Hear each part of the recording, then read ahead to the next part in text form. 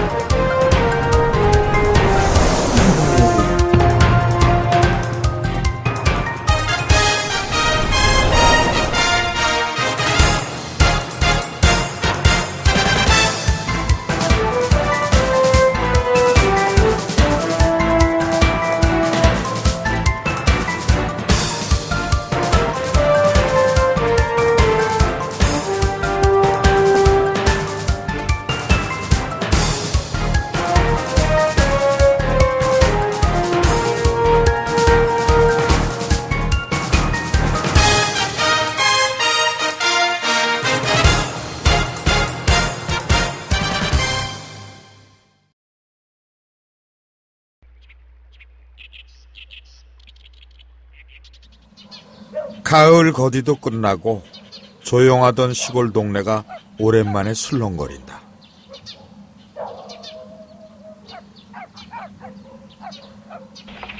반가운 손님이 오려나 까치들이 유난히 부산스럽다. 이제나 저제나 기다리던 새 식구를 맞는 날.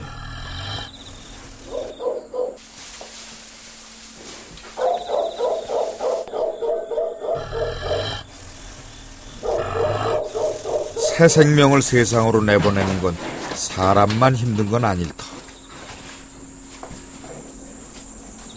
벌써 4시간째 보고 있자니 속이 시커멓게 타들어가.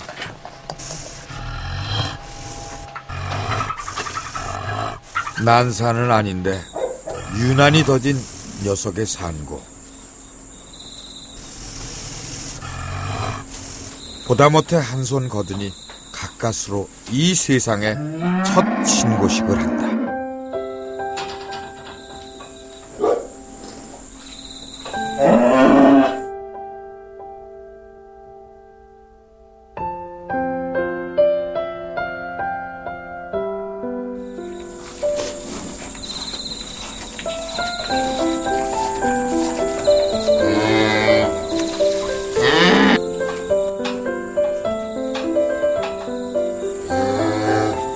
어미 뱃속에서 떨어진 지 채 1시간도 지나지 않았는데 녀석은 벌써 홀로 서기를 시도한다.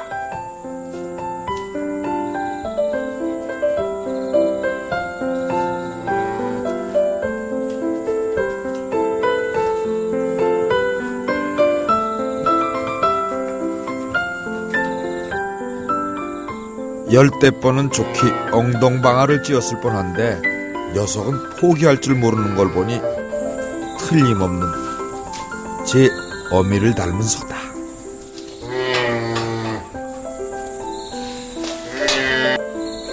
선한 눈매를 지닌 우직함과 정직함이 넘쳐나는 한우는 그래서 인간사에 지친 우리들의 삶에 생명 에너지를 불어넣어준다.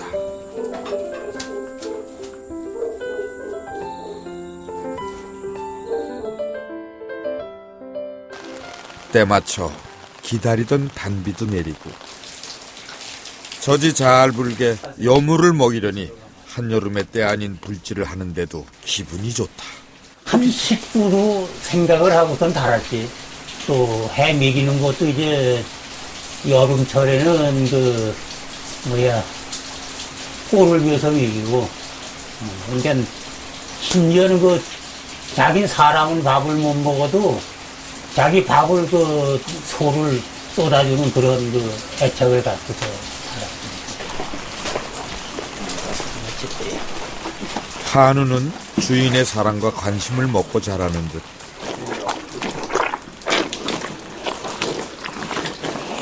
하루 만에 어미젖을 너끈히 빨아먹는 녀석에게서 우직한 한우의 생명과 힘을 느낀다. 소 한 마리만 있으면 자식들 공부시킬 걱정 없이 든든했던 시절. 소를 키워보지 않고 그 마음을 어찌 알 수 있으랴.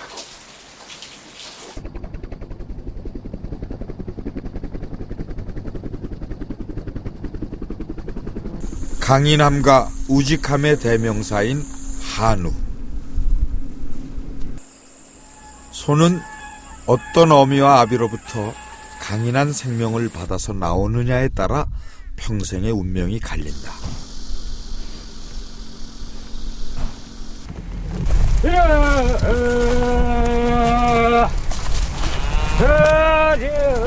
반을 세울 땅도 없이 가난했던 그 시절.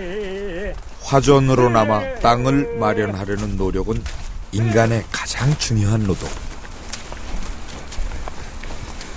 산세가 험하거나 비탈이 심한 구릉에서는 한 마리의 소를 몰고 밭을 가는 호리소 방식으로 농사를 지었고,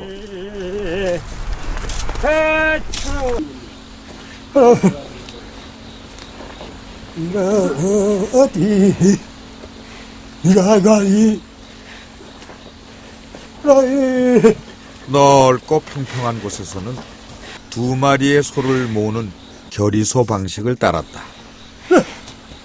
한 식구인 소와 함께 밭을 갈며 일의 버거움을 덜어내던 몸짓 언어. 소몰이 타령엔 우리 민족의 애환이 배어있다. 이게 비탈밭은 이 장비하지 못해요. 그래서 그러기 때문에 이거 소를 이 부림소 저기 매자 비탈밭인데 저거 우리 건데 그래서 소를 매주잖아요. 그래서 저거 소만 없어지면 묵는 거죠. 사람보다 훨씬 많은 노동력을 제공하는 일꾼인 우직하고 순박한 우리네 소 한우. 암소를 차지하기 위해 싸웠던 순놈들의 잔치. 우직한 힘과 끈기의 소싸움 한판엔 우리네 인생사가 모두 담겨져 있는 듯하다.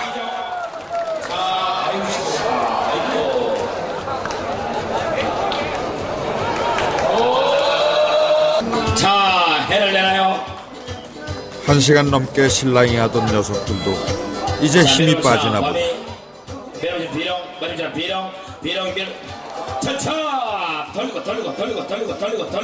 드디어 이번 경기의 승자가 결정되었다.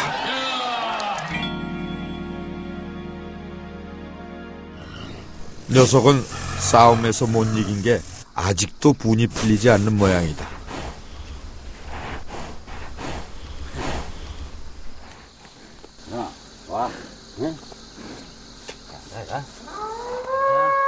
족보 있는 우직한 싸움소가 되기 위해서는 생명의 잉태에서 탄생까지 강인한 생명력이 바탕되어져야 한다.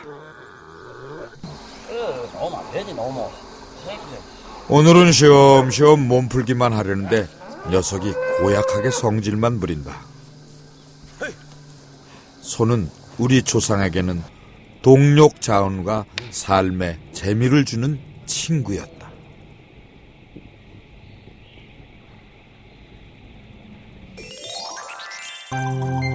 삼국시대부터 우리나라에 큰일이 있을 때는 소를 잡아서 점을 쳤는데 소의 앞발을 잘라 불에 구워서 발굽이 모아지면 좋은 징조고 발굽이 나눠지면 나쁜 일이 일어날 거라 예측했다.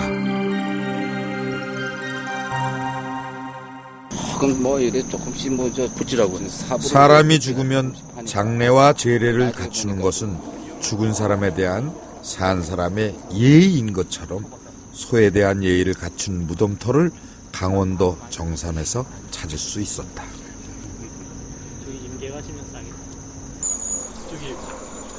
양지바른 마을 뒷산 무덤터에선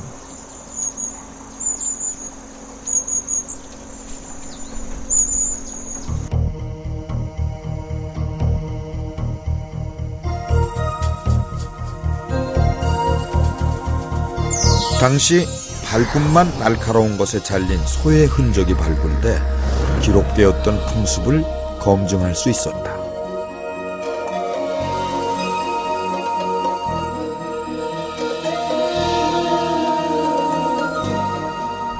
에, 10개 이상의 고분이 출토되고 있는데 다른 것은 전부 껴묵거리, 즉 부장품이 나와 있는 관계로 사람의 무덤임이 밝혀졌습니다. 그러나 요 11호분만은 완전히 소뼈만 나왔습니다. 근데 그 무덤이 사람 무덤보다도 훨씬 훌륭하게 만들어져 있었습니다.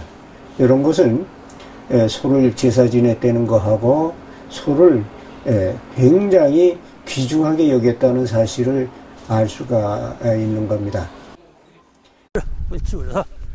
줄여서 이래서 뜸내기 말고 이러 들어가자. 집에 가서 우리 민족과 동고동락하며 가족처럼 살았던 우리의 한우. 소 한 마리는 우리네 부모 세대들에겐 자식들 공부시켜 시집장가 보내는 미천이 되었던 재산 목록 1호였었다. 그래서 우리네 한우는 부엌 한 옆에 외양간을 두고 생구라고 하면서 가족으로 대접받으며 함께 살았다. 늘 우리 가게의 가장 든든한 재산이자 식구였던 소. 과연 언제부터 소가 우리와 한솥밥을 먹는 식구가 되었을까? 지금으로부터 약 7,000년 전 현재의 이라크, 시리아 등이 있는 서아시아에서 처음으로 가축화된 소가 북유럽과 인도 계통의 소와 교잡되면서 실크로드를 타고 몽고와 만주를 거쳐 우리나라에 정착하게 되었다.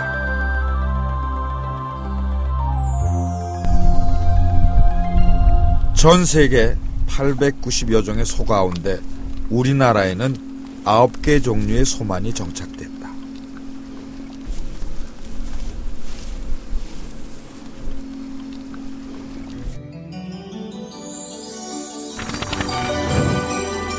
조선 초인 1399년에 편찬된 우의방에는 한반도에 뿌리를 내린 소들의 생김새별 특성이 자세히 정리되어 있다. 그중 4종류의 한우만이 현재 우리나라에서 가스로 혈통을 유지하고 있다. 우리나라 한우의 90%를 차지하고 있는 한우의 대표 주자인 누렁이. 칡넝쿨처럼 얼룩덜룩 무늬가 있어 우리의 동요 얼룩송아지의 주인공인 칡소. 윤기 나는 검은색 털에 등쪽 갈색 만선이 두드러지는 흑소. 갈색의 만선 없이 온몸이 윤기 나는 까만 털로 덮여있는 제주도의 흑소. 현존하는 한우는 이렇게 모두 4종류이다.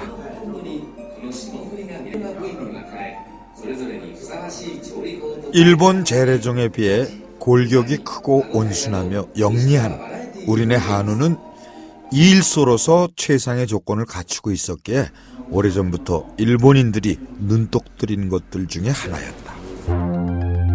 그들은 소들의 특성을 정리한 일본 구구 10도를 참고로 우수한 종자들만을 선별해서 우리나라에서 공출할 준비를 차근차근 해나간다.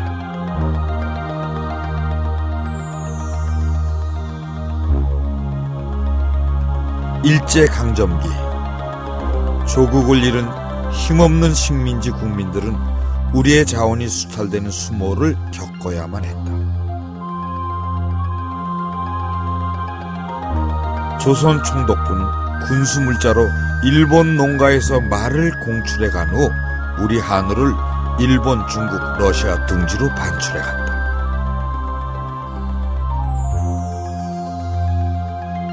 러일 전쟁, 중일 전쟁이 발발하면서 그 말이 군용마로 다 들어가면서 농가에서는 이제 일할 것이 없으니까 한우를 자기들이 여태까지 눈여겨봤던 한우를 갖다가 한우를 가지고 그 일을 시키게 하기 위해서 저희들이 추정하건대 1940년대까지는 한 30년간 적어도 150만 마리 이상이 그 일본으로 수탈된 것으로 생각이 듭니다.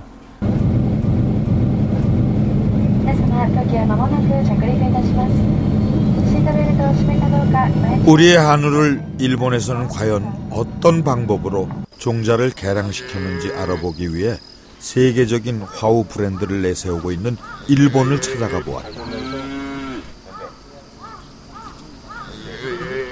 전 세계 최고의 품질로 평가받고 있는 일본 화우는 일제시대 때 공출된 우리의 한우가 그 조상이라고 한다. 일본의 흑모 화우는 서양의 우수한 소와 여러 대에 걸친 교배로 골격이 크고 유전적으로 우수한 종자로 탈바꿈했다. 체계적인 유전자 관리로 우수한 종자로 만들어진 일본의 흑모 화우. 지금은 우리의 한우와 체중이 300kg 이상 차이가 나는 슈퍼소로 개량되어져 있다. 우리나라에서 일본으로 반출된 우리의 누렁이. 토사 갈모 화우라는 품종으로 개량되어서 현재 고치현에서 한우 혈통을 유지하고 있다.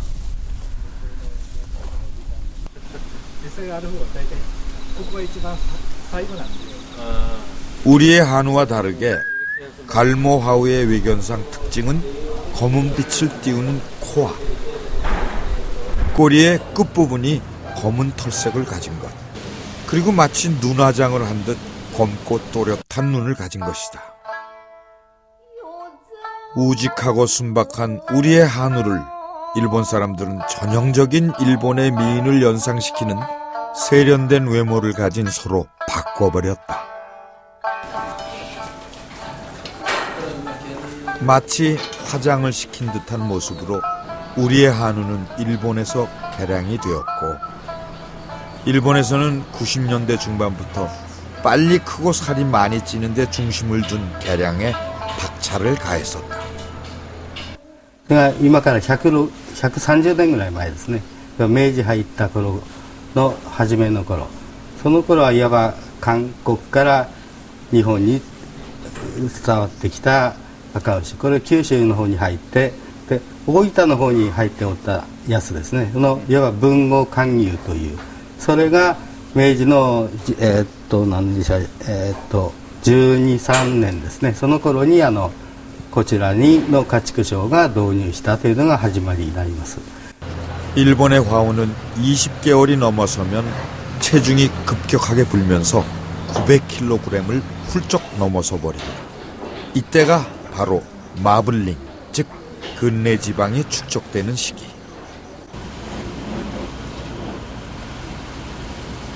일본의 화우는 시장 조사를 통한 공급 물량 통제와 철저한 육질 등급 검사로 최고의 품질을 자랑하고 있다. 등급은 모두 5가지 단계로 분류하며 최고 등급은 A5. 그러나 같은 등급을 받아도 갈모 화우는 흑모 화우보다 가격이 싸다. 바로 우리네 한우를 의식해서다. 牛をどうやって消費者に食べてもらうか、これがまず一つ重要な施策になってくるのかなということですね。で、非常に数が少ない牛ですけれども、狭い地域で生産者から、作っているもの、食べているものが分かる範囲で生産してますから、非常に消費者にとっては安心な牛なのかなと。 세계 최고라는 일본 화우의 부위별 최고 단가는 100g당 8,500원을 넘지 않는다. 그들의 마케팅 전략은 바로 우수한 품질의 쇠고기를 적절한 가격에 소비자에게 공급하는 것이다. 화우를 세계적인 브랜드로 육성하기 위한 그들의 전략은 고급화, 소수화, 차별화 정책이다. 일본에서는 흑모 화우가 갈모 화우보다 시장 가격이 더 높게 형성되어 있다. 이것은 우리 한우의 품질이 개량된 이후 일본의 갈모 화우에 밀어닥칠 경쟁력 위기를 고려한 가격 정책일 가능성이 높다.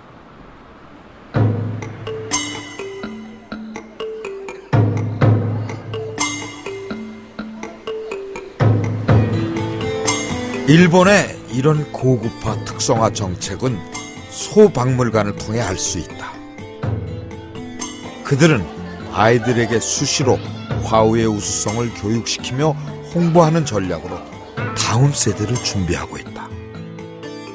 일본은 화우를 이미 미래의 자원으로 데이터화하는 작업을 하고 있다. 그래서 그들은 화우 한 마리마다 부계와 모계의 순수 혈통을 15대까지 소 족보로 만들어 종자 관리를 하고 있다. 이는 화우의 품질 관리에 자신 있다는 우회적 홍보로 우리에게 시사하는 바가 크다. この記録は三方郡内で飼われている牛の明治31年以降の血統図なんです。ずっと何代クリアしてたか、そういう血筋がはっきり明治31年にできた牛石簿から以降の牛石を調べてみてマップにしたものですね。 그들은 엄선된 양질의 사료와 과학적인 사육을 접목시켜 미래를 준비하고 있다. 고치현에선 3,000두 정도의 갈모하우를 지역 특성화 사업으로 육성하고 있다. 지금 일본 땅에선 우리의 한우로 종자 개량한 갈모하우가 세계 시장에서 최고의 값을 받는 고품질 화우로 달러 사냥을 준비하고 있다. 그러나 우리가 주목해야 할 점은 바로 갈모하우의 조상이 우리 땅에 지금 살고 있는 우리의 한우라는 사실과 바로 사육두수에 있음을 간과해서는 안 된다. 우리에겐 발전 가능성이 있는 우수한 품질의 한우, 그 개체수가 아직은 많기 때문이다. 육지와 떨어져 있는 제주도에선 아직도 제주도 전통 흑한우가 순수 혈통을 이어가고 있다. 제주의 흑한우는 한우 중 제일 왜소한 품종이지만 체질이 강건하고 지구력과 질병에 대한 저항력이 강한 개체이다. 영역을 침범한 침입자를 발견한 녀석의 응징, 한판 승부. 방목을 하면서 야성이 살아있는 소들에게서는 종종 이런 영역 싸움이 일어난다. 방목은 소의 품질과 직결된다. 정조 17년 제주 조랑말과 함께 구경 목장에선 흑한우를 체계적으로 사육해 임금님 진상품으로 공출할 정도로 우수한 개체이기도 하다. 제주 흑한우는 지역적 특성상 혈통 추적이 용이해서 질병 관리가 비교적 쉽다. 그러나 순수 혈통이 제대로 관리되지 않으면서 발생한 근친 교배가 문제이다. 농가에선 열성 유전자로 인한 자연 도태에 예민한 반응을 보이고 있다. 흑을 이제 몇 년 사육하다 보니까 체구가 점점 작아져가고 폐사율도 많고 이런 것들이 근친에 의한 문제가 아니냐 이런 생각도 들고 또 토종이다 보니까 체구가 작고 또 비육을 시킨다면은 비육 기간이 길고 이런 것들이 있어가지고 사실 지역에서 태어나 그 혈통에 맞게 비육되는 것이 가장 바람직한 생장 조건이다. 그러나 열성 유전자로 인한 체구의 감소를 극복하기 위해 젖소와 교배된 잡종들의 출현은 세대가 지날수록 발생 빈도가 높아지고 있다. 이런 교잡종의 출현은 제주의 자부심이라 불리는 흑한우의 순수 혈통을 보존하는 데 제일 큰 걸림돌이다.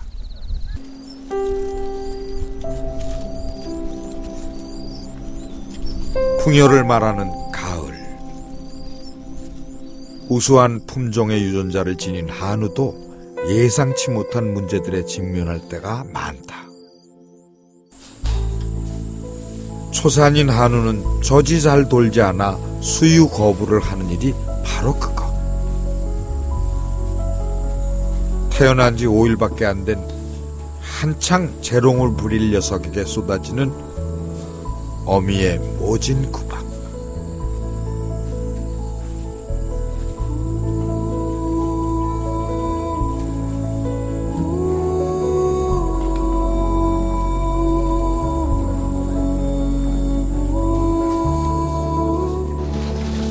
어미의 수유 거부로 송아지는 지금 삶과 죽음의 기로에 서 있다. 이게 앞으로 못 먹어서 죽을 수가 있어요.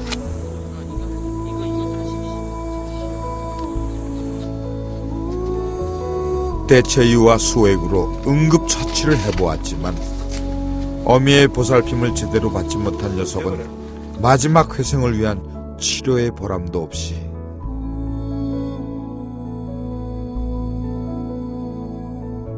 결국 삶의 끈을 놓고 말았다.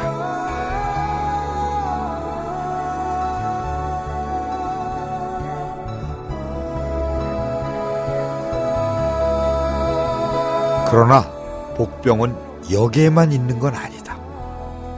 힘과 생명의 근원이 되는 한우도 집단 전염병엔 견딜 도리가 없다. 전염성 우려로 집단 도살 처분이 내려지면 농민들의 무너진 가슴에 다시 새 식구를 받아들이기가 쉽지 않다. 농민들은 이게 지금 다 죽을 맛이에요. 입식은 하긴 해야 되겠는데 했던 사람이 또 그걸 해야지 안 할 수는 없고 속값이 좀 안정이 된다면 시작하려고 지금 있습니다. 사람과 가축 모두에게 전염되는 이종 법정 전염병인 브루셀라. 브루셀라균에 감염된 소는 혈청 검사를 통해 판별되며 백신으로 예방이 가능하다. 체계적인 검역과 역학조사로 브루셀라 전염병 사각지대라는 오명을 벗어나기 위한 과학적 분석과 검증은 지금도 계속되고 있다. 이게 확실한 양성이에요. 2006년, 2007년도에는 굉장히 많은 감염 농가나 감염 두수가 발생하였으나 우리 자체의 어떤 검사 강화로 인해 가지고 2008년도에는 두수 대비 한 0.06% 정도의 양성을 보이고 있죠.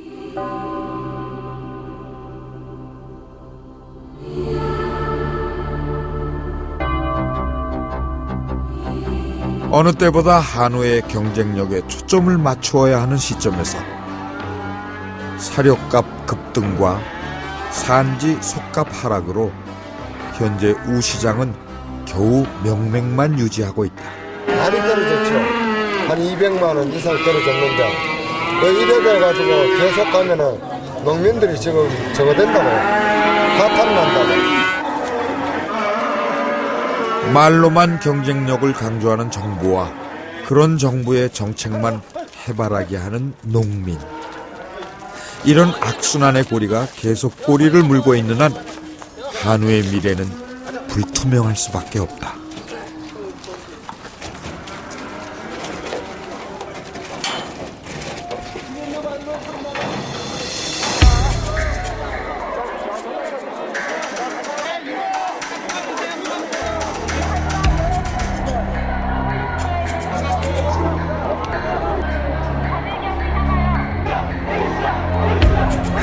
지금 한국 사회는 이런 일련의 문제에 대해 어떤 사회적 합의를 이루어가고 있을까?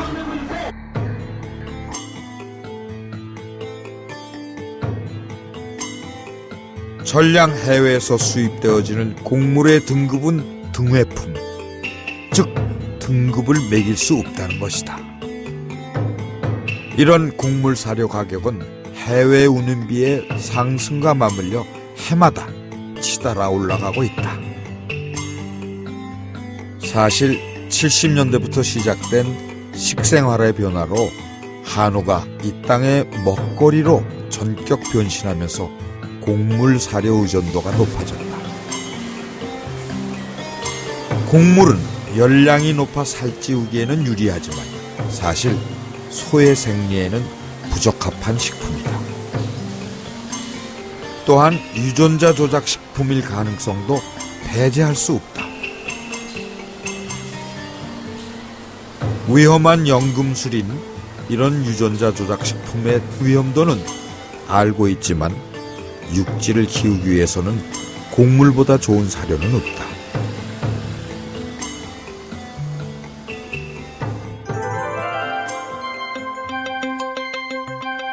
우리 민족의 정서처럼 상생의 삶을 사는 한우. 최대로 안전한 먹거리로 한우를 기르려면 풀을 뜯어 먹게 하는 전통적인 사육 방법이 가장 적합하다.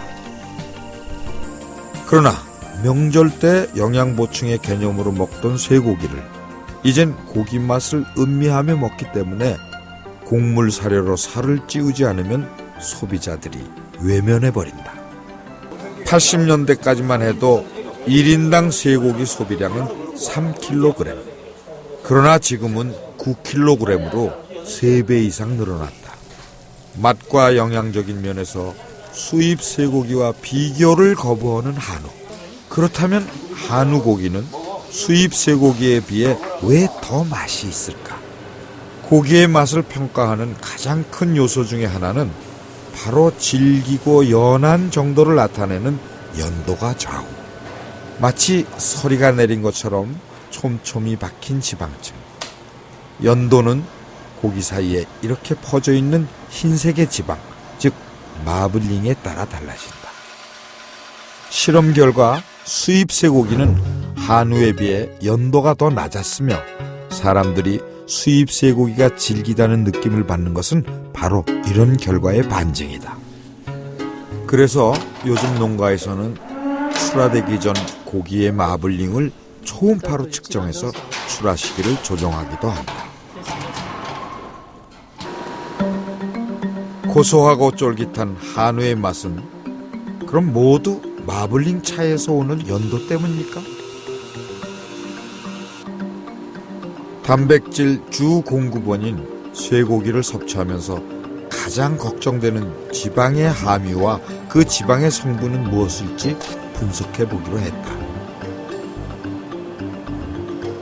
한우의 맛이 뛰어난 또 하나의 특징은 바로 불포화 지방산인 올레인 함량이 높기 때문이었다. 또한 한우에 들어있는 지방인 올레인은 혈중유의 콜레스테롤을 감소시켜주는 역할까지 해준다고 한다.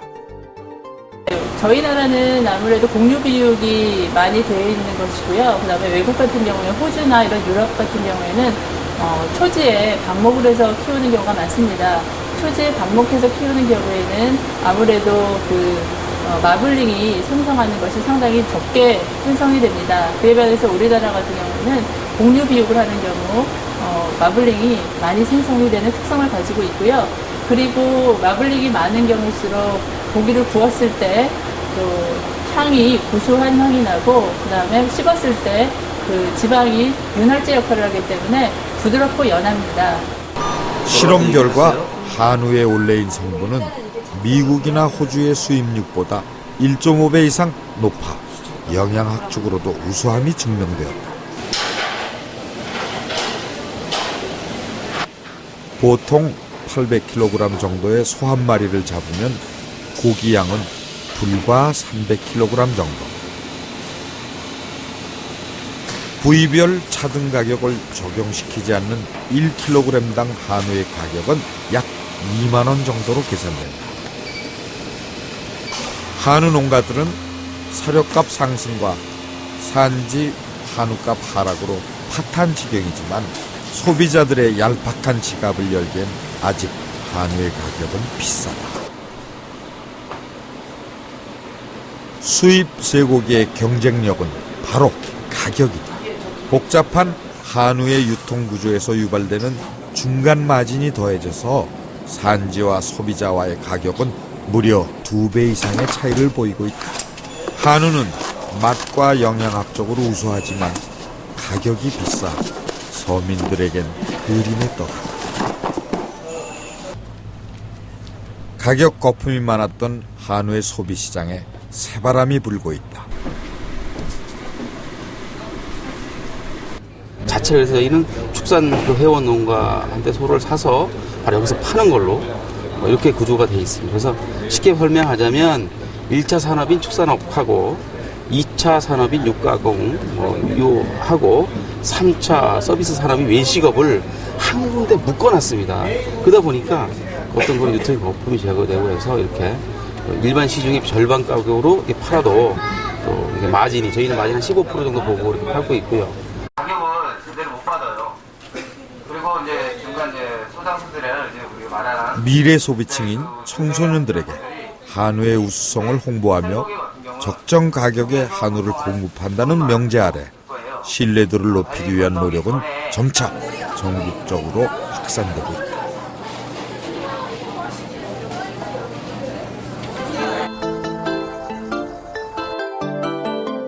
세계 890여 종 중에 현재는 400여 종만이 그 명맥을 유지하고 있는 소.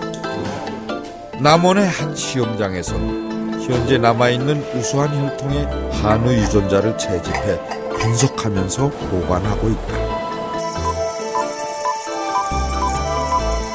현재 4종류의 우리 한우 DNA를 분석해 데이터로 만들어 놓았다.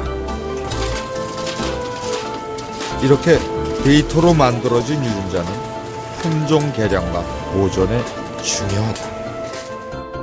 분석된 데이터가 바로 미래 자원 전쟁의 씨앗이기 때문이다.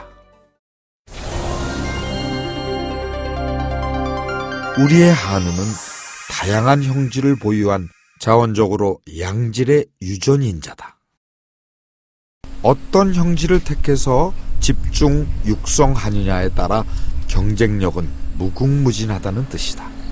얼룩덜룩한 무늬털을 가진 칙소는 호랑이와 한판 대결을 벌였다는 소. 국내 최우수 등급의 칙소 수컷이다. 맑고 곱게 뻗어나가는 우루, 장정 팔뚝만큼이나 굵은 두 뿔에 떡 벌어진 어깨의 육중한 상체. 이런 우수한 품종의 종모들을 찾는 건 하늘의 별따기. 값을 매길 수도 없다. 기후온난화라든지 그다음에 어떤 질병이 발생을 했을 때 어떤 새로운 이제 품종이 만들어져야 됩니다. 그러한 품종을 만들기 위해서는 이런 우리 고유의 유전 자원들이 활용이 될 수 있을 거라는 거죠. 그렇기 때문에 우리가 유전 자원을 잘 보존을 해놔놓고 어느 시기에는 그것들이 다 활용이 될 수 있는 시기가 올 것이라는 거죠. 그러기 위해서는 우리가 보존을 해놓아야 될 필요성이 있다는 겁니다. 칙소 증식을 위한 완벽한 시스템으로 운영되는 실험실.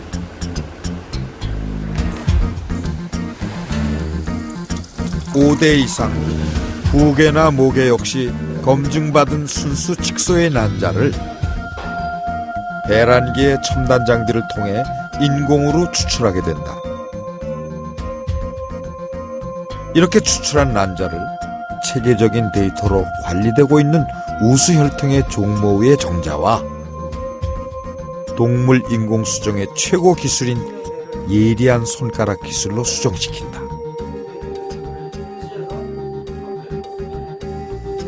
이렇게 만들어진 수정란은 모두 인공 수정시킨다. 여기 누렁이들은 바로 검증받은 칙소 대리모들이다. 이런 인공 수정으로 한 마리의 칙소가 1년 안에 수십여 마리로 늘어날 수 있다.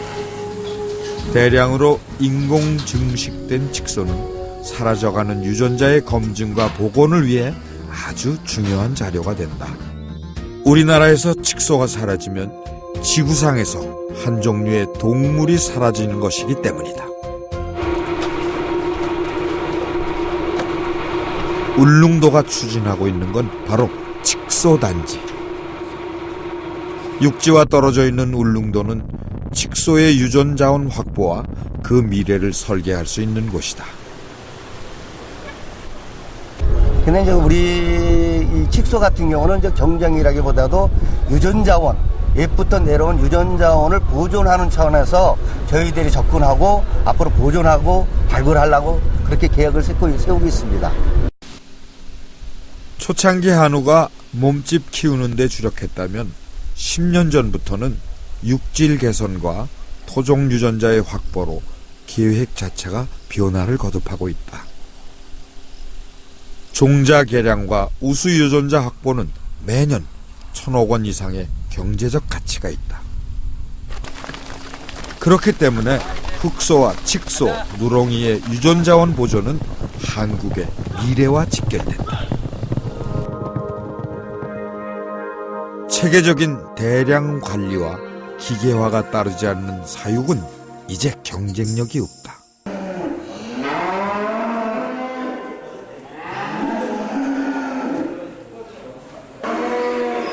좋은 소를 생산하는 방법은 자체 품종의 우수함이 65%, 나머지 35%가 사양 관리에 의해 결정된다는 점을 우리는 주목해야 한다. 반추하는 초식동물인 소의 생리를 무시하고 사료로 사육하면서 소화불량에 걸린 한우의 발생 빈도가 높아지고 있다.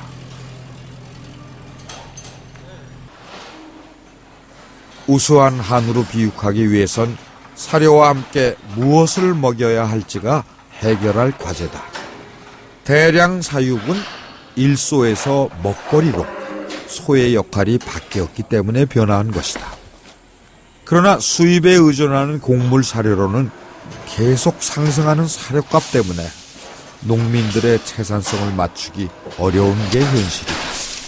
이런 문제점을 해결하기 위한 대안이 바로 경정농업을 통한 조사료다. 소양강댐 유휴지를 이용한 귀리의 생산은 차세대 한우의 먹거리에 대한 검증을 이미 마친 상태다. 이런 유기축사는 바로 식탁에 오를 안전한 먹거리를 열망하는 우리에게 한우의 안전성을 보장해주기 때문이다.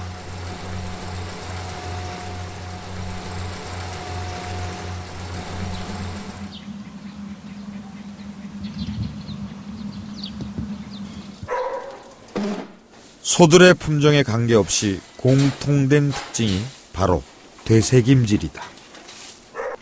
소들은 하루에 보통 100kg 정도의 풀을 먹고 10시간 정도 반추, 즉 되새김질을 한다.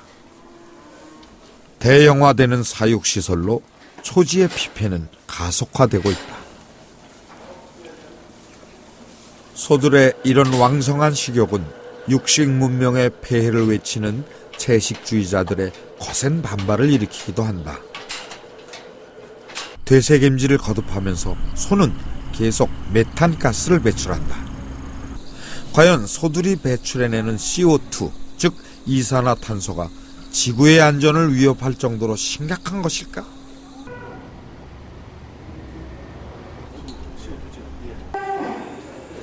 우리는 실험을 해보기로 했다. 대식가인 소의 소화 활동을 담당하는 것은 크고 작은 4개의 위. 제일 큰 제1위가 음식물을 제2위로 보내면 제2위는 근육을 위축시켜 이를 다시 입으로 보낸다.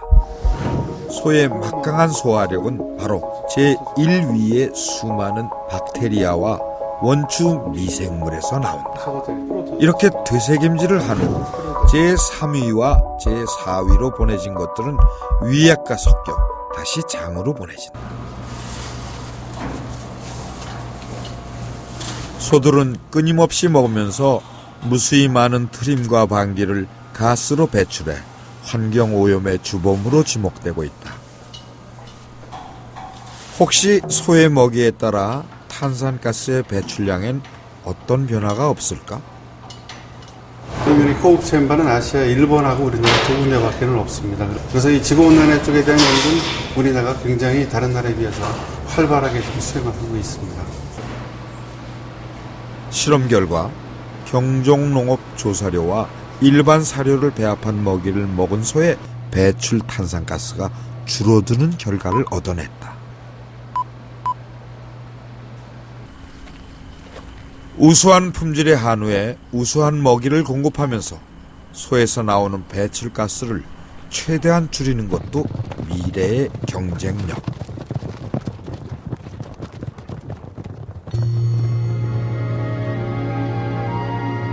우수한 종자의 확보와 합리적인 유통, 더불어 경종농업에 대한 체계적인 연구는 한우가 세계적인 우수한 먹거리로 거듭나는 길이다.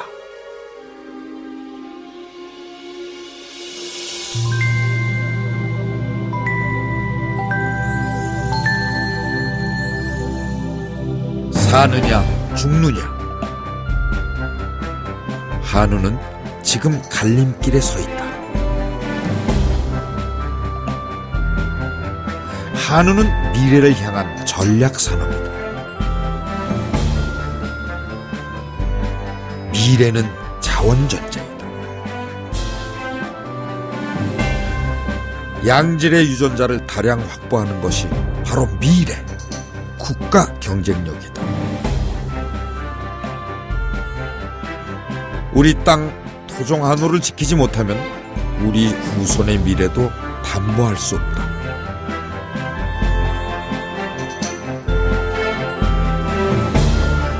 세계 시장에서 당당하게 어깨를 내미는 한우의 꿈은 이제 시작이다.